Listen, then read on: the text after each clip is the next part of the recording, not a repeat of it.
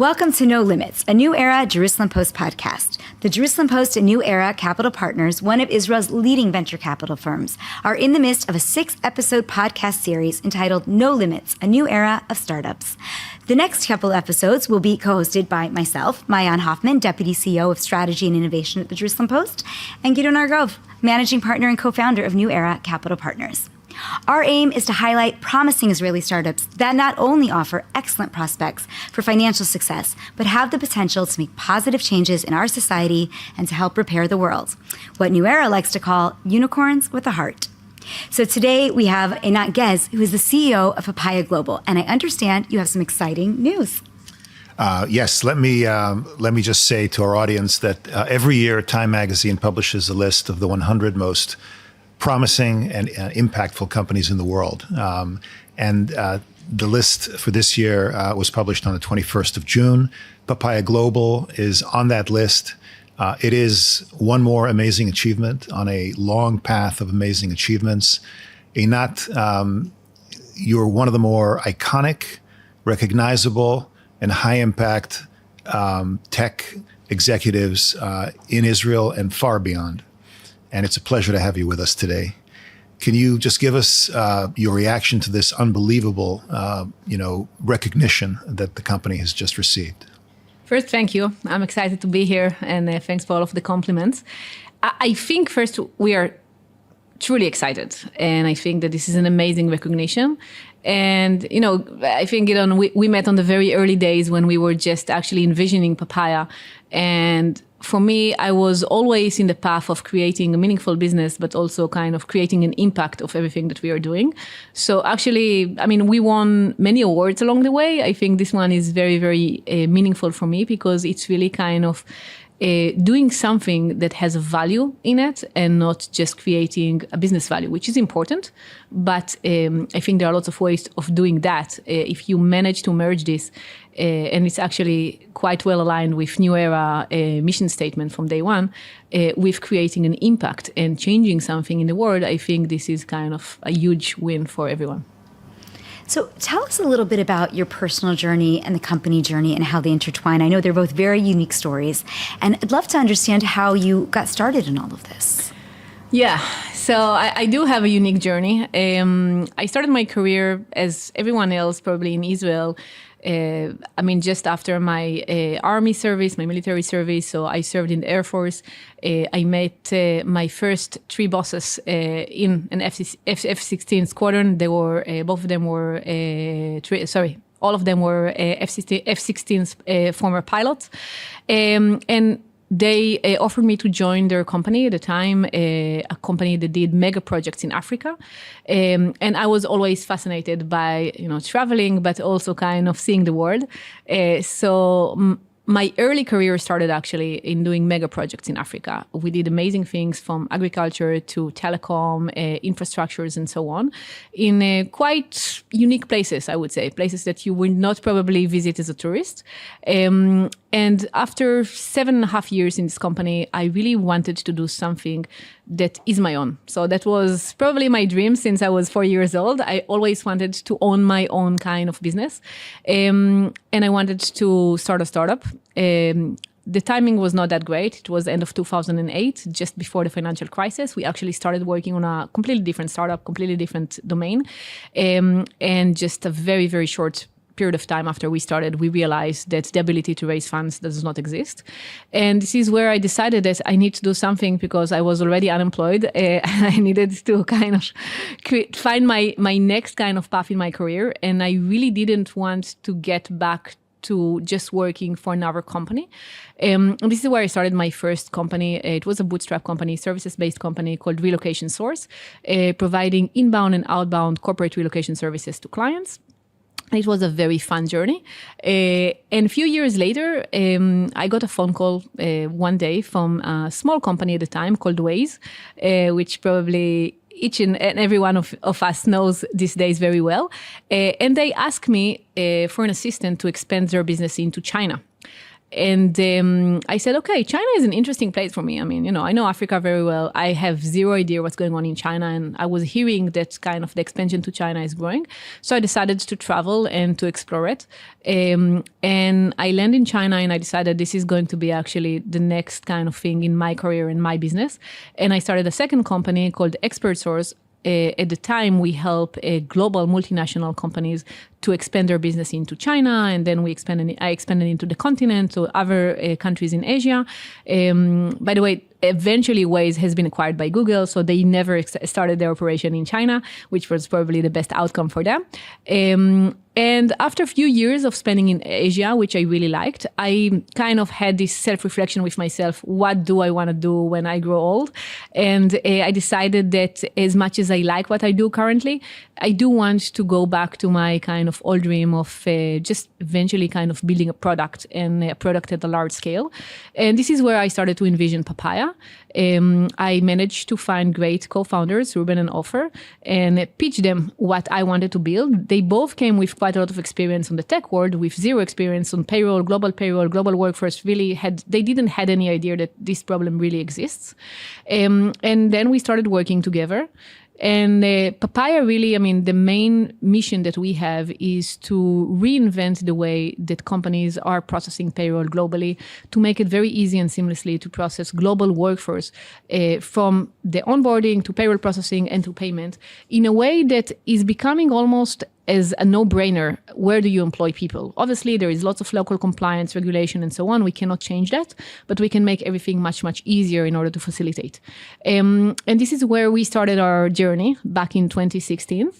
I have to say that probably the first 3 years were quite of a nightmare because it was very hard to convince investors to believe in the big vision. So we had a great investors on the very early days that kind of believed, I think more believed in us than anything else and our ability to execute. But when we were starting to pitch to institutional investors, we heard things, this is not a real problem, this is not a really big market and so on. I think that you can see it quite well on Papaya's funding history, that in the first 3 years, we raised less than $5 million. And then in the following 2 years, we raised about $450 million. So really the momentum there and the trend changed. I think that the one thing that we did very well from the very early stage is just believing in ourselves, continuing to scale the business, continuing to grow by kind of numbers and results. And that's about it. I want to follow up on what Maayan asked. I think a lot of our listeners are going to be interested in your personal leadership style and the way you built the company. And if I look at your background, it's super interesting and super impressive. One of the interesting things is when I think of you, I think of two words which are intrepid and fearless, which is somebody who has basically no fear of taking risk and is willing to sort of jump into the pool. But at the same time, I look at your background and you actually spent 7 years at LR, which is the firm that you worked with, including a year living in, I believe, Guinea, which is not exactly the most user-friendly place in the world. And then you spent 7 years at Relocation. This is the first company you built. That's not a short period of time in either place.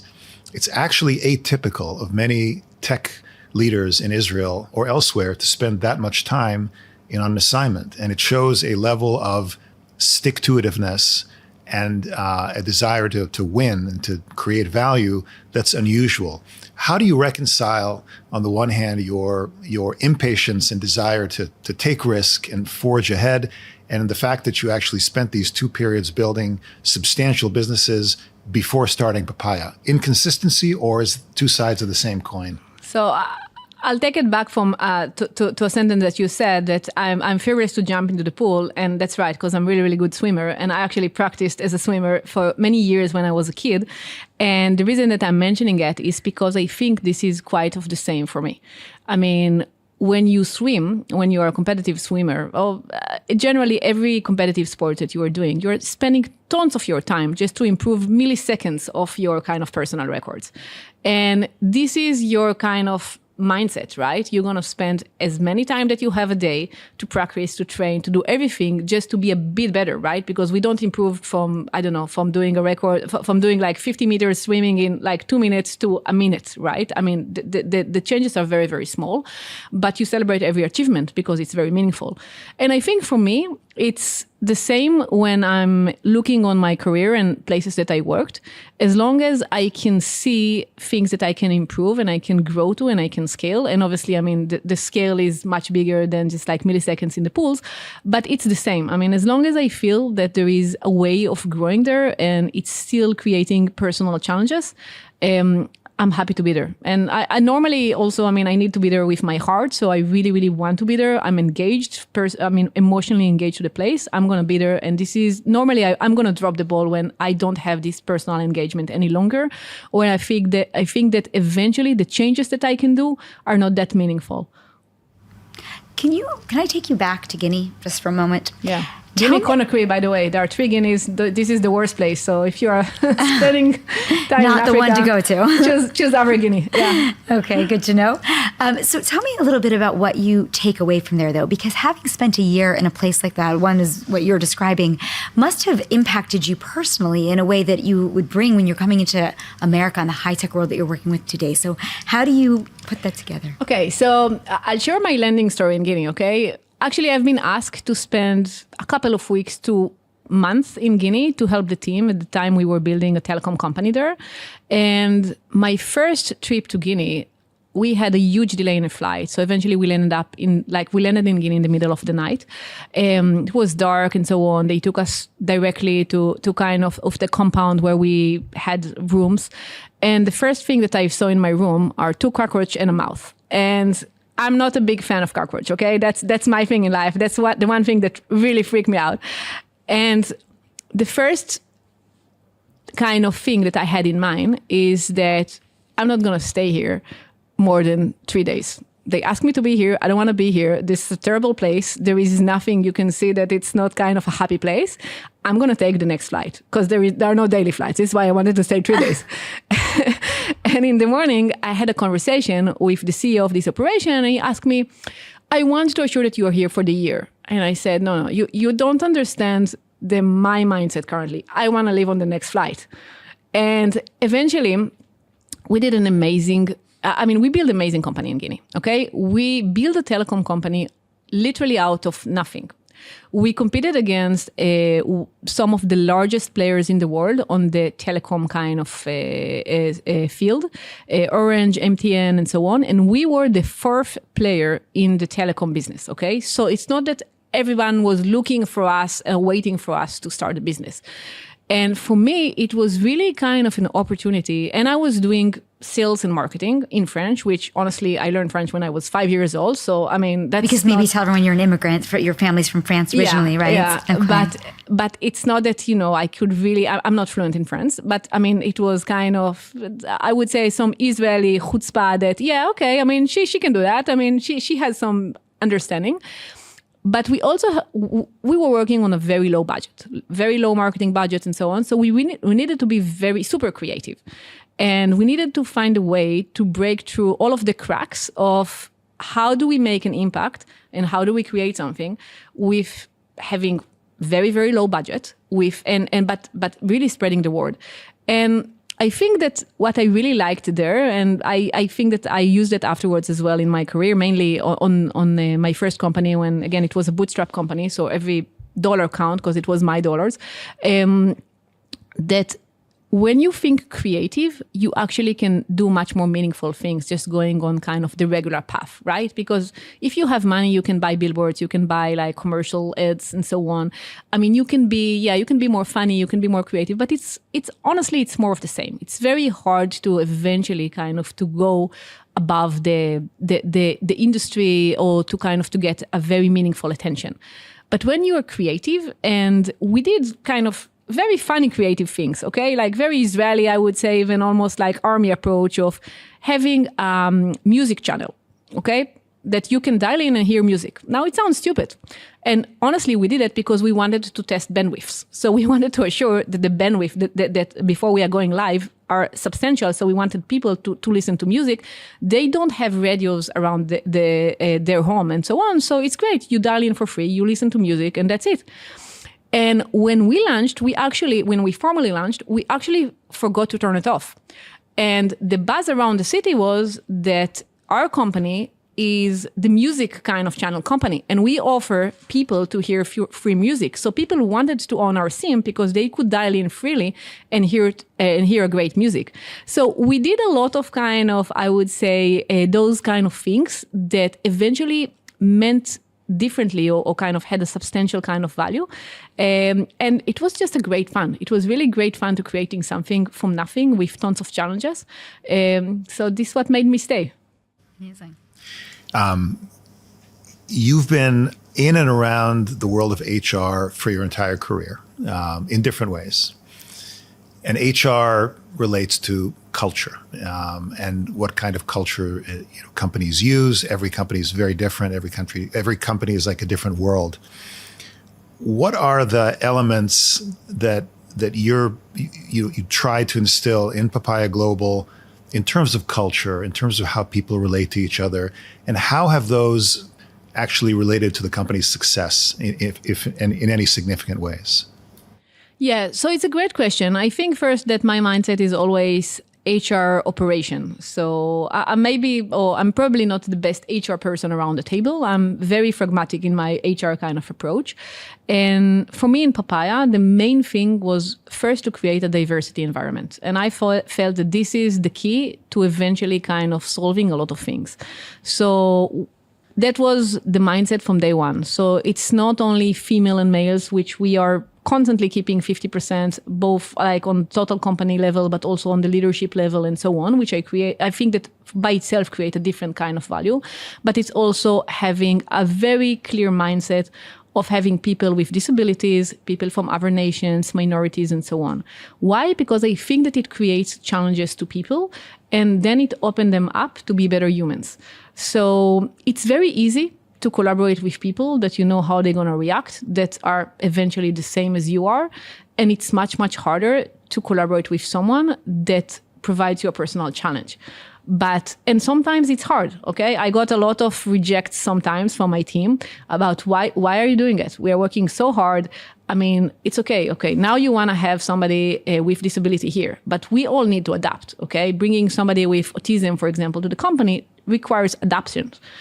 But I said, okay, so make the effort. I mean, it is what it is. We need to win, and we need to bring great people in, and we need to see above this, because this is really how we build a strong culture. And I think that eventually, for me, this is the most important thing. I think that we can do everything that is kind of quite of the ordinary, but if you bring people that challenge others, but eventually we accept different people from the population, and we create great success stories, this is where all of us are becoming better humans also in our personal life. How many countries are you now operating in? Speaking of diversity, does that, I mean, I know you're operating here, you're operating in the US at this point. Where else are you? And are those, I guess, satellites also as diverse as what you're describing now? So we operate ourselves internally in 10 different hubs around the world. Wow. We definitely have a very strong, diverse approach in everywhere that we operate around the world. And as I said, it's diversity, it's minorities, it's people with disabilities. So it's not only kind of bringing the easiest, I would say, diversity kind of a population in, but also assure that if we have someone that eventually something in his diversity, the disability, and so on stands on his way to be a great employee, we embrace him and actually give him the opportunity. And with that, can I also ask, in terms of the language of the company then, do you all speak English? Do you all collaborate, these 10 hubs? Yes, majority, yes. So it sounds like Papaya has made the leap really from being an Israeli tech company with branches abroad to being a real global business at this point. Yes, that's correct. We are about 850 employees currently around the globe. We are operating, obviously, on a regional and local levels between the teams, but we are trying to keep a very kind of multinational global approach. Right. So in some sense, all tech companies are part of the process of digitizing the economy around the world Papaya Global is no different in that sense, very broadly. And similarly, they're engaged in removing friction from business processes. In terms of removing friction from the process of hiring, employing, and paying people around the world, one book that comes to mind is "The World Is Flat," which Tom Friedman wrote a number of years ago, which really talked about how globalism is requiring similar approaches around the world and making people have to be and think more globally. How does Papaya Global act in terms of removing friction around the world, and what's the vision? What can that encompass 5 years down the road? So I would say that maybe the world is flat, but within this flat, there are tons of obstacles and things that stands behind, on the ground that really disrupt us to be a truly global economy.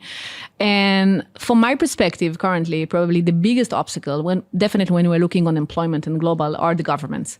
And if you're looking on the level of complexity that every government brings to the table, which is related to employment, legislation, payroll processing, and so on, it's almost enormous. It's almost insane. Okay? When we started, I was actually very optimistic about that. I thought that the world is flat, and this global economy will lead to much easier and similar process around the world because they will adapt to each other. They will actually create very similar kind of structure that will help company to process payroll in an easier way. The payroll complexity has increased drastically in the last 5 years. Maybe COVID was an accelerator and kind of a change of the mindset of government. But in reality, when we are looking currently on the complexity of processing and hiring one single employee around the world in so many countries, it's complex. Because in reality, what is payroll? You want to pay someone to do a job, right? But what happens here now? Government steps in and said, you want to hire this person. Can you do me a favor? Can you charge him for his medical insurance that I want him to have? Can you eventually kind of also deduct some funds for his payroll fund? Can you also pay for his payroll funds because I want you to have liability here as well? Can you also do this and this and that? And all of a sudden, we are all becoming, the payroll is actually an arm of government and legislation which is okay. But it's becoming so complex that is inefficient. And this inefficiency is rolling down to companies. So currently, when we see it in Papaya, we have two missions in the next 5 years. First is to make it simple as possible, okay? One thing that, this is my personal mission, is to assure that government do the basic thing to digitalize legislation around the world, because then we can create better product, and we actually can, just by this, just facilitate much easier payroll, right? We all speak about AI and so on, but how can I do AI if my sources of truth are not digitalized? So this is one thing that we are working hard. We are currently starting to work closely with governments and explain them that this is for their favor, because I honestly think that they need to provide a better payroll environment for their employees and for their employers. This is one of their biggest things that they need to do. The second thing is also to create a landscape that actually change the main things that are beyond payroll. Because if you think about it, we are all lending money to our employers, right? We are in the middle of the month currently. We all know that the company owes us money. But if I need money tomorrow morning to pay my bills, I will loan another amount of money against the liability that the company has. Now, it doesn't make any sense, right? Eventually, it's this whole system is broken. And from my perspective, we are currently trying to, obviously we are building it commercially, and hopefully we'll also building on the country levels with some countries to assure that payroll is becoming as flexible as the employee needs. Because for me, eventually owning the financial decision, when do you need access to your funds, and having the ability to have better access to saving plans, to loans plans, and also to to cash flow that is based on your payroll, this is where we are in terms of data, in terms of AI, and so on. We just need to make it happen. Can you get a little more details in that? Because it sounds, like some pipe dream. How do you get all of these governments all around the world, not only to digitize, but also to be able to essentially, pull together and have similar rules, and then allow the individual to drive the way they receive those funds? Yeah, so I didn't say that I will. I'm just saying that, we are there and we are working with a lot of decision makers to explain them that this is actually to their favor. But I do think that currently we can do two things. We can work, eventually a lot of tech companies, as Papaya currently, are trying to make government processes more efficient for the market. And we can go up to the government level and say, let's try to fix it from the top, okay? So we are currently looking on our domain and saying how we take those things, how do we digitalize them, how do we eventually make them bring technology in. I just say that eventually I think that government should step in and do that, okay? Advanced pay is a very, very good example. Private market is offering advanced pay currently, but this advanced pay, because it's a private market, people need to make a profit, actually has a cost. So if you want early access to your fund, you are paying for that. You are paying a fee for that. Your employer, doesn't matter, but you are paying a fee in order to get access to your funds that actually are your funds. There is no doubt that you already gained them. So I think here governments needs to change their mind, the kind of the way that they think about payroll and offer flexibility. By the way, the flow of funds will be in favor also of governments because this will allow them to collect taxes on an ongoing basis. But payroll needs to be flexible. It needs to serve your financial needs. Related to the payments activities in the company, which sound like they're a major sort of vector for growth, you did something that took courage and conviction, not so recently, but somewhat recently, and that is you made a sizable acquisition, Azimo, in the UK to fuel the growth in payments. Most Israeli companies talk about being acquired by companies outside of Israel. You are doing the reverse. You're a company founded in Israel that just spent something like $150 million to acquire a company outside of Israel. It's a big bet. I'm sure there was lots of debate around that. How has it gone, and can you talk about what's behind that strategy? Sure. So when we were looking on payroll and we were looking on eventually what we did on payroll, we said we made payroll process much simpler for companies. We process the data on a simpler way. But then there is the last mile of compliance, and this is actually the transaction of the payout, right? So if the data is perfect, but you did not get paid on time, my work worth nothing. And we were trying to solve this problem for years with partners. And we realized that everyone around the globe, when they are doing global remittance, for them, payroll is just another transaction. For us, payroll is a super transaction because it's not the same transaction. Payroll is the only transaction in the world that if the money does not hit in your bank account on the day that it should hit, this is going to an escalation directly to the CEO. There is no stops, okay? If I hire a contractor and the money does not hit his bank account, I send him a proof of payment and that's it. He's happy, I'm happy, no escalation.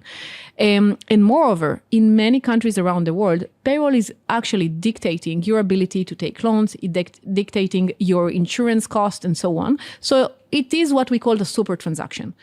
And payroll is a very local transaction, this is the problem. When the world is going to be really flat and banks going to be very easy, and you can have a bank account that actually can accommodate you locally in every single country, this is going to be very easy. But when we were looking on our client base, what we saw that first, they cannot maintain bank accounts around the world. So they have employees in many places where they don't have local bank account and infrastructures.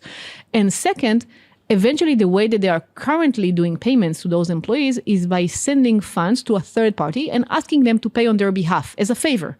Now, I don't think that any business should be built on favors when it's considered something that is a heavily, obviously, kind of a huge liability or financial kind of obligation. And the reason that they did that is just because they didn't have any other options. And we realized that our ability to win and eventually to create a great payroll experience is by unifying payroll and payment, not telling to our clients, we will do the payroll stuff. Payment is on you. We don't want to deal with that. It's not our problem. And by unifying this and really taking the last mile of compliance on us and taking the full ability, this is where we can complete the payroll cycle. Now, this acquisition was very important for us because we wanted to assure that we own regulation, we own compliance, we own the fun stuff that really allows you to own the payments and take full abilities on payment. And by the way, it's a very different business than just being a payroll company, because payroll company, you need to be, in a way, you need to create process excellence and technology and automation, but you don't have any regulator, on top of your heads that is eventually checking what you're doing. In the payment side, you start with the regulator, and then you need to create everything else that you want. But honestly, I think that that was one of the smartest decisions that we did. I'm very happy with the team that we brought in. But if we're also looking, and as you said, on the growth and the ability of Papaya to really kind of expand to workforce-related topic that are related to payroll and payments, this is how we build this. I mean, by being really kind of engaged in this and having all of the infrastructures that we need. So now that the company has been evolving, who are your competitors? What are you looking at as the current competitors, and who do you see them becoming in the next, let's say, 3 to 5 years? So we have two type of main competitors currently. First, I would say the old world, traditional world, accounting firms, everyone that is still processing payroll with quite a lot of people on a very manual way.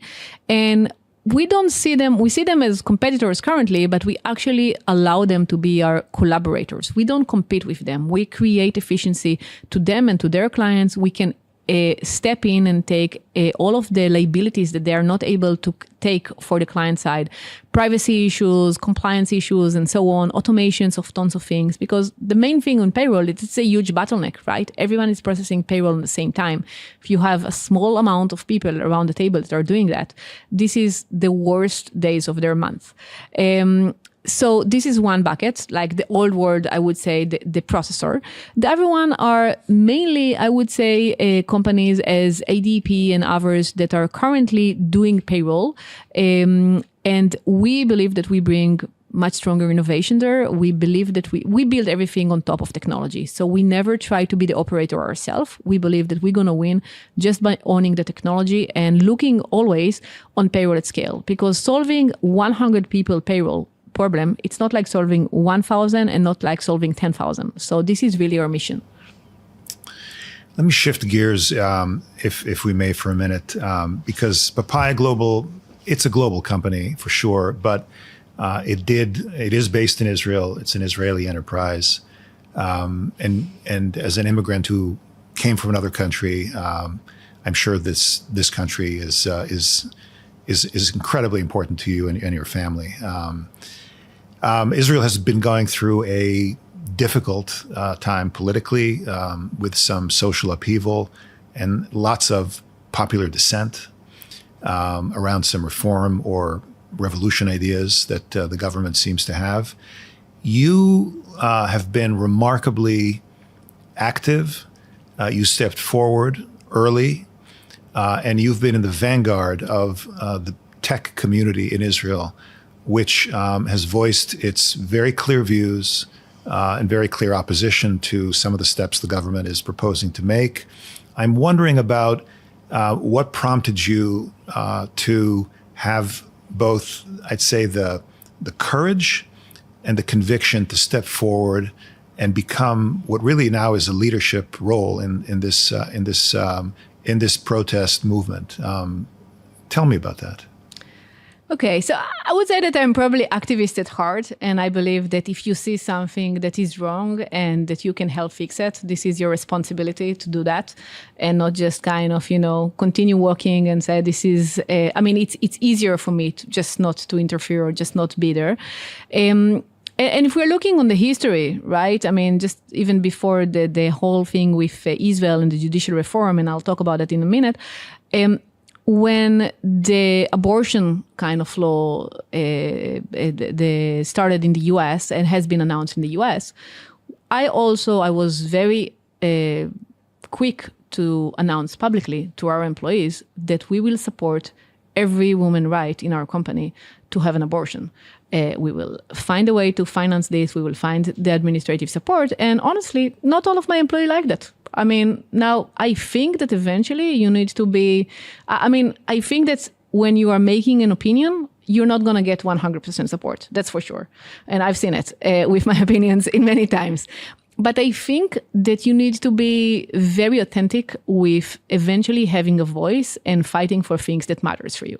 And the judicial reform in Israel was not any different from my perspective. I think that our ability to grow Papaya in Israel honestly happened due to the fantastic environment that we had here in the last 5 years. And I mean, just convincing, US-based investors to invest huge amount of funds in Israeli companies, it's not as, we need to think about it, and we need to understand that this is not as kind of a standard for them, okay? They have many other choices. Israel will always have her own kind of things. And obviously, I think that everyone that had a US visitor or foreigner visitor here during alarms or sirens and so on, understand that for them, like going from huge escalation to calm is something that we see as normal. For them, it's like, what happened in here? So our ability to operate in Israel, our ability to create amazing companies in Israel in the last few years, we owe it to the fact that I think that the leadership just made us, the Israel government just made the terms to provide this confidence, okay? They don't need to interfere. I don't think that they ever did much active things in order to support the tech, but they did not interfere.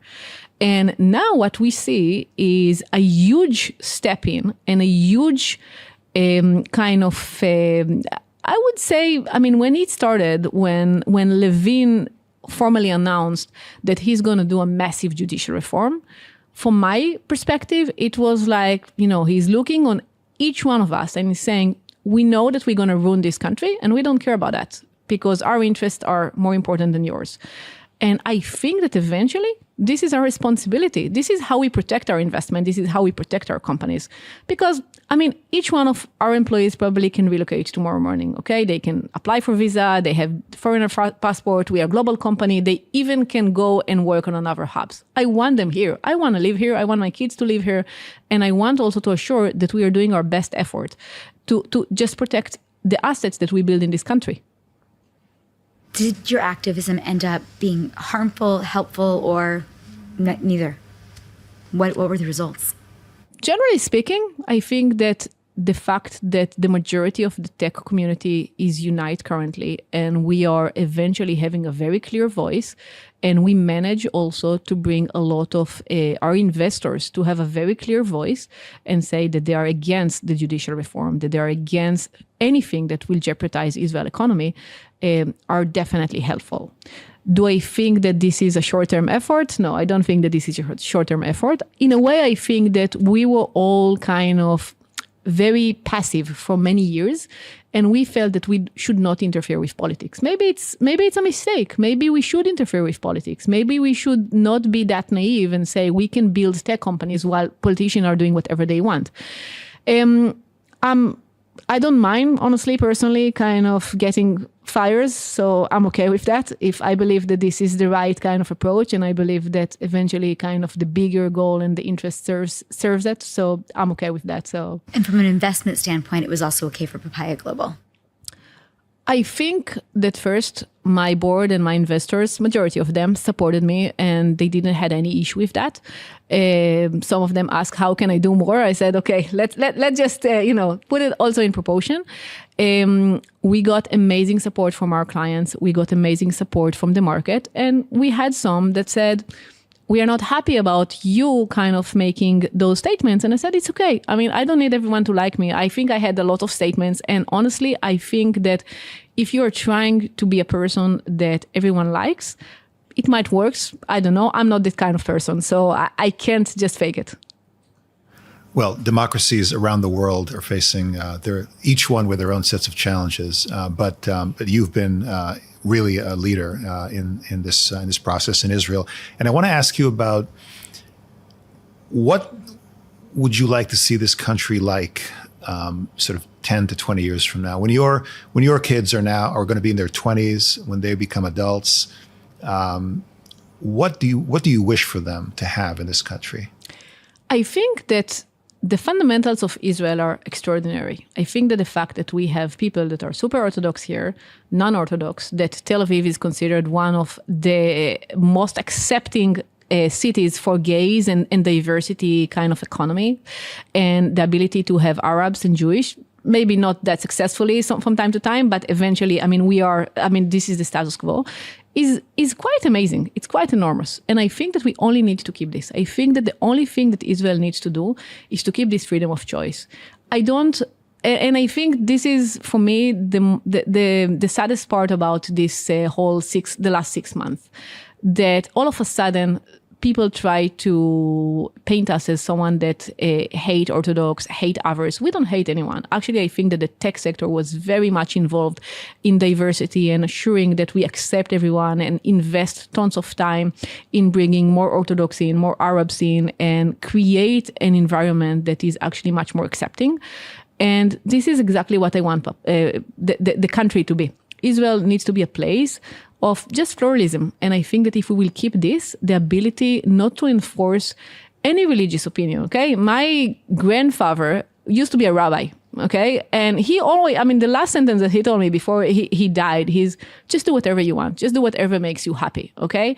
And it was against his will, but it's okay. That's for him, that's the thing. People need to live according to their sets of values and not to other sets of values. Just wondering if you have any plans maybe to go into politics, or you're comfortable staying as a business leader? Is that some kind of aspiration that you might see? I don't know. I think that we all need to be involved in, I would say, in decisions that are critical for the country, but we also need to be modest enough not to interfere with things that we don't understand, okay? So I think that exactly, and I'm looking at that from entrepreneur side, I cannot currently just come and decide that I'm building the best cyber company in the world, because I have zero clue in cyber. So I'm probably not going to be the most suitable person to do so. So I think that it needs to be a combination. I think that actually there are exceptional people here in Israel that cares about this country. I had a meeting with somebody that was actively involved in the US administration, and he told me, what's your problem in Israel? That you all think about things from the heart and it's not pragmatic enough. And I said, this is not a problem. This is actually the best thing in this country, that we all bring our heart in. This is not a pragmatic decision. We really like this country. We want to live here. We want to make it better. And I think that this is exactly the thing of not necessarily being a politician, but assure that we don't leave aside things that are major issues, and we help politicians be better. Eynat, you've built a highly successful company. It's a unicorn. It's one of a number of Israeli unicorns. It was the first unicorn in Israel to be founded by a female entrepreneur. It's a significant achievement in its own right. Could you comment on the process of creating a unicorn in this country? What is meant in terms of how difficult to transition from being a company with a very few number of employees to being one with 800 now that's globally recognized in that capacity? What has that meant? Yeah, so I think that first, on very early stage, you need to decide that you want to be a big company. Okay, I think that the mindset is completely different. If you want to build a company and eventually the target is to sell it to another company on a specific stage, this is okay. It's fine. There is nothing wrong about that, but you need to decide what you want to build. You also need to decide if the domain that you are currently at and what the company that you're building can be a great company in the domain. And I think that when we were looking on Papaya, if I need to be completely honest, when we started, I wasn't convinced that this can be can be a big company.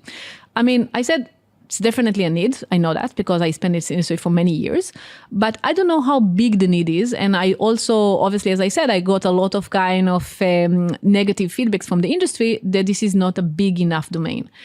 And I think when we raised Series A, that was led by Inside Partners at the time, and they told me, and it was a very competitive round, and obviously we got a lot of term sheets that we needed to select. They told me, you have so much ahead in terms of market cap that we are okay with the valuation that we gave you now, even though if it's aggressive. And I said, okay, how come they say it? They're big investors. What do they see that I don't see?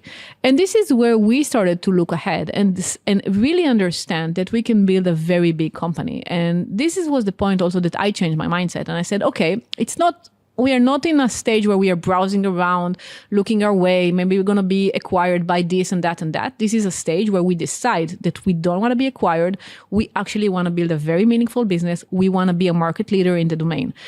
And from this point on, everything that we did was very targeted to this, because eventually you are raising more funds, you are growing much more quicker and much more aggressive.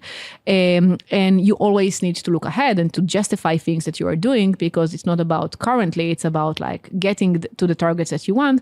And this is also kind of plays to the question that you ask about the acquisition that we did, because it was a relatively large acquisition that eventually kind of build the model that we wanted to assure that we can rely on. I do believe that Papaya currently can be a $100 billion company. Obviously, it's not happens overnight, and it will take a decade or two. But I do think that eventually this domain and the innovation that we bring to payroll can make it happen. So yeah, that's our mindset.